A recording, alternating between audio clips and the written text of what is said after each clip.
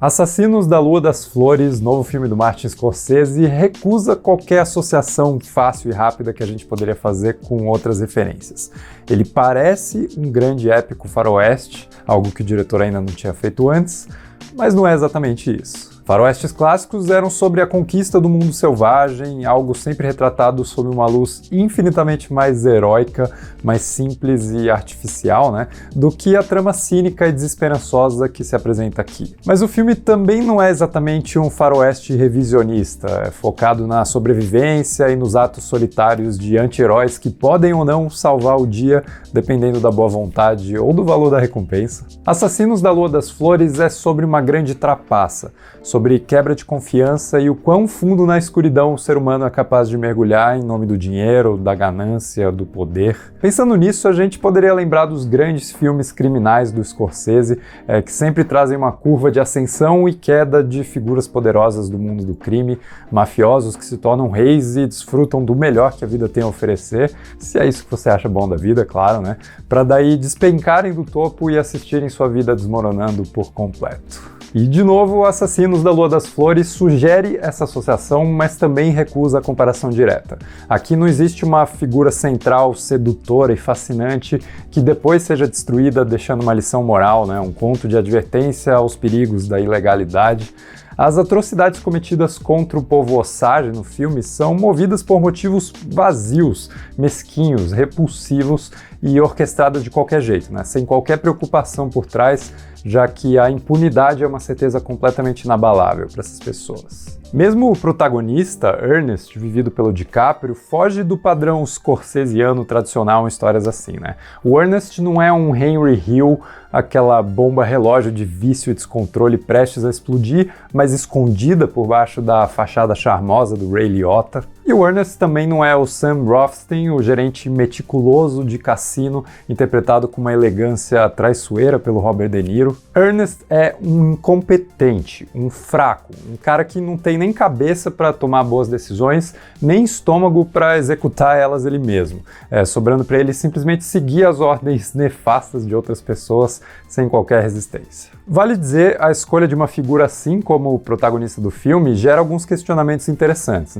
Por exemplo, o Scorsese e o Eric Roth, o roteirista, reescreveram a história depois de perceber que o livro que eles estavam adaptando era contado unicamente do ponto de vista dos agentes do FBI, investigando as mortes dos indígenas num thriller policial que evocava aquele lance do Salvador Branco, deixando para as vítimas um lugar bem mais coadjuvante. Mas a troca de protagonismo que eles fizeram ainda assim não exatamente valoriza o povo Osage como poderia, já que as famílias constantemente assassinadas continuam reagindo passivamente e nunca assumem de verdade as rédeas da sua própria história. Numa situação semelhante ao que o Scorsese já tinha feito no filme Silêncio, que tem vídeo aqui no canal, inclusive, e que também se concentra mais nos padres jesuítas do que no povo japonês que sofre por conta deles. E se você viu meu vídeo, sabe que eu não acho isso exatamente um problema, só acho que é uma escolha. E toda escolha é uma limitação, é um caminho único.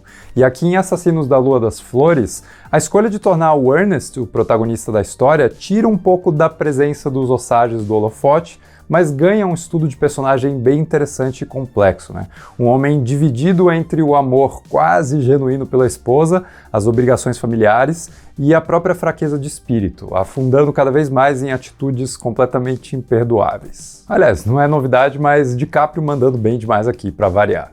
Ainda assim, se tem uma presença forte no filme, mesmo que o roteiro não permita um grande papel, é a atriz Lily Gladstone como a Molly, a esposa do Ernest. Desde o início a gente sente uma percepção afiada por trás do seu olhar e da sua expressão inexpressiva, que se torna um verdadeiro prisma de emoções diferentes, nunca reveladas totalmente. Durante vários momentos, ela toca o rosto do seu marido de um jeito que mistura amor, inocência, ou então medo, constatação, revelação, E é um trabalho incrível que ajuda demais a borrar nossa percepção da moralidade do DiCaprio, já que não é difícil perceber que ele realmente amaria uma pessoa assim, embora não o suficiente, não acima das suas falhas de caráter. E o jeito como a Molly sofre ao longo da história, incapaz de evitar a violência feita contra ela e sua família, traz um sentimento muito incômodo de uma vingança nunca concretizada. A gente quer que ela se salve, se livre dos seus males, Só que essa não é uma história de revanche, é uma tragédia que, tanto no filme quanto na vida real, não poupou suas vítimas de um desfecho triste e insatisfatório. Ainda assim, o olhar da Lily Gladstone carrega esse elemento poderoso de retribuição histórica. É como se a atriz mostrasse pra gente o jeito de honrar essas pessoas que morreram nesse massacre, olhando para elas, lembrando delas, preservando essa memória e dando voz a esse assunto, né? Coisa que o filme faz maravilhosamente. Eu vou deixar para comentar o De Niro daqui a pouco, mas enquanto isso é inevitável falar da duração do filme. Esse assunto aí tão suscetível a polêmicas na internet, né? E para mim a questão sempre passa por alguns pontos importantes. Tipo, a história que a gente está acompanhando rende mais de 2 horas de filme? E se rende, qual seria o efeito principal alcançado por essa dilatação temporal? No caso de Assassinos da Lua das Flores, eu consigo ver um filme ligeiramente menor, um pouco mais enxuto, um pouco mais dinâmico, se tornando algo mais prazeroso de assistir, né? Mais focado e até mais impactante na sua mensagem. Tipo, com 3 horas e 26 minutos de duração, acontece algo curioso que é assim, né? Cada vez que um ator mais conhecido aparece na história, depois de a gente já ter assistido por tanto tempo, a primeira coisa que vem à mente é: nossa, esse cara tá no filme, não lembrava disso. E isso por si só eu acho que já tira um pouco da imersão, na minha opinião, claro.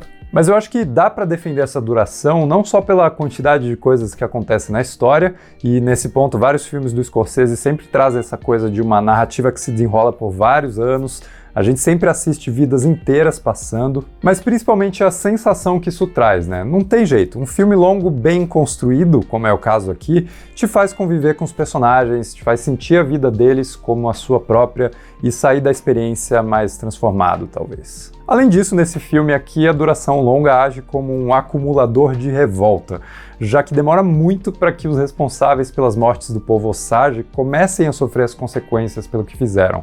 E mesmo essa parte se prolonga bastante, tornando esse filme não uma montanha-russa que sobe e desce muito rápido, e eu uso a palavra montanha-russa aqui de propósito, já que é um dos tipos de cinema mais combatidos pelo Scorsese. Tipo, sei lá, o grande vilão da fase 4 e 5 da Marvel não é o Kang, mas sim aquele baixinho italiano que simplesmente gostaria que o cinema não fosse só isso. Mas Lua das Flores é uma grande colina, uma subida vagarosa e contínua que depois vira uma descida igualmente suave, né? E que justamente por isso permite que você contemple a paisagem por mais tempo. E nesse caso aqui, o filme longo faz a gente criar reflexões incômodas e permanecer com elas na cabeça até depois do final. Vamos entrar nos spoilers agora, então se você não assistiu, vai no banheiro antes, assiste e daí volta pra cá.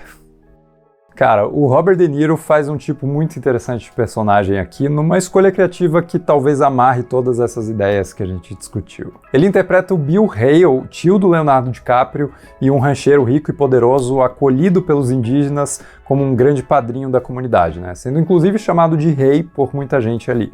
E apesar da cara boazinha e do seu jeito amável de tiozinho inofensivo, o Bill Hale foi um dos grandes responsáveis pelos assassinatos desse massacre, estrategicamente eliminando as pessoas certas para que o direito à propriedade dos indígenas fosse passando para as pessoas da sua família através de casamentos entre os homens brancos e as mulheres Osages. O lance é que o filme descarta completamente o possível mistério sobre quem está por trás de tudo, né? Não demora nada para que fique claro o jeito como o De Niro está mexendo as pecinhas e se aproximando desse checkmate imobiliário nessa terra que se valorizou bastante pela descoberta do petróleo. E com isso, tirando o suspense que faria do filme uma história de investigação policial, a gente fica com a tarefa desagradável, mas intencional, de testemunhar as ações horríveis desse cara sem poder fazer nada. Algo que fica ainda mais assustador pelo jeito como o De Niro revela seu afeto pelo povo Osage. Tipo, o cara aprendeu a língua deles, ele frequenta os eventos sociais da comunidade, ele cuida das pessoas ali, vai lá fazer companhia quando algumas das meninas estão meio pra baixo, né? Enquanto elimina essas mesmas pessoas sem qualquer traço de remorso. A genialidade da interpretação do De Niro aqui é que ele consegue enganar até mesmo a gente. Quando ele diz que o povo Osage é o povo mais lindo do mundo, quando ele se aproxima oferecendo algum conforto, eu acredito no cara, porque ele é simplesmente impecável nessa atuação dentro de outra atuação. Só que mesmo sendo absolutamente convincente, ainda assim o De Niro deixa escapar alguns pequenos detalhes de malícia que eu acho que agregam demais a sua composição de personagem. Como quando ele sorri para algumas pessoas que estão sendo enganadas e o seu rosto inteiro sorri junto, fazendo a sua expressão facial ser mais convincente, mas por alguns instantes os olhos desmontam o sorriso antes do resto do rosto. É brilhante e são detalhes assim que tornam esse personagem mais uma das recusas de associação fácil que a gente vem comentando. Em nenhum momento o De Niro se revela inteiramente como o lobo por trás do cordeiro.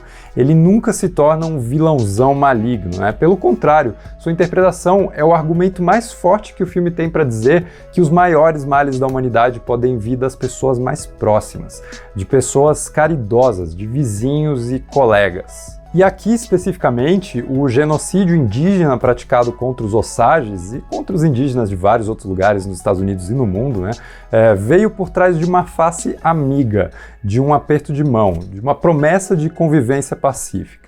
Então, remover o mistério e forçar a gente a observar esse modus operandi de uma pessoa como Bill Hale é chamar atenção para as atitudes de racismo, de xenofobia, de preconceito que continuam existindo até hoje. Talvez a cena mais contemporânea do filme seja aquele momento onde um casal de idosos brancos sentados à mesa para partilhar uma refeição com seus familiares Osages fica debatendo qual criança é mais ou menos escurinha, né? Sendo que para eles isso nem importa de verdade, porque todos são selvagens de qualquer forma. Por isso mesmo, eu acho que é necessário e é admirável que o Scorsese, com seus 81 anos de idade, se levante a favor de um cinema que continue trazendo luz a essas questões, né? Que continue investigando, denunciando, ou mesmo simplesmente testemunhando, para que homens como Bill não queimem as evidências dos seus atos, né? Como a gente vê num plano belíssimo aqui, que transforma os seus ajudantes em silhuetas emolduradas por chamas, evocando na imagem uma qualidade expressionista semelhante a, sei lá, uma pintura do Van Gogh. Isso é cinema.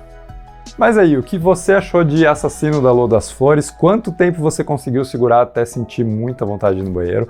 Comenta aqui embaixo pra gente continuar a discussão. E se gostou do vídeo, não esquece de deixar um like, se inscrever no canal e a gente se vê no próximo vídeo.